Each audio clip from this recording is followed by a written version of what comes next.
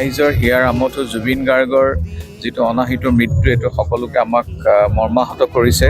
আজি গোটেই অসমবাসী আচলতে দুখৰ আৰু সুখৰ এই সাগৰত জৰ্জৰিত। গতিকে আজি তেখেতৰ পবিত্ৰ স্মৃতিত আজি আমি ইয়াত গোট খালোঁ। গোট খাই আমাৰ ছাত্ৰ ছাত্ৰীসকলে এখন তেখেতৰ চিত্ৰ অংকন কৰিছে। জুবিন গাৰ্গ আছিল অসমৰ হৃদয় স্পন্দন। ভূপেন হাজৰিকাৰ পাছত অসমৰ ইতিহাস ৰচনা কৰা ব্যক্তিজনে হৈছে জুবিন গাৰ্গ। আজি ক'বলৈ ভাষা নাই, এই মুহূৰ্তত অন্য কথা নকওঁ, কেৱল তেখেতৰ পুণ্যাত্মাৰ পবিত্ৰ স্মৃতিত মই সেৱা জনাইছোঁ। গুৱাহাটী বিশ্ববিদ্যালয়ত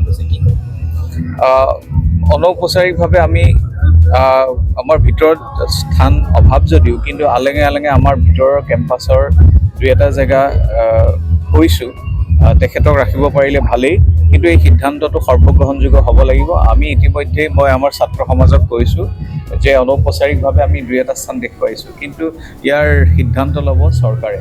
গতিকে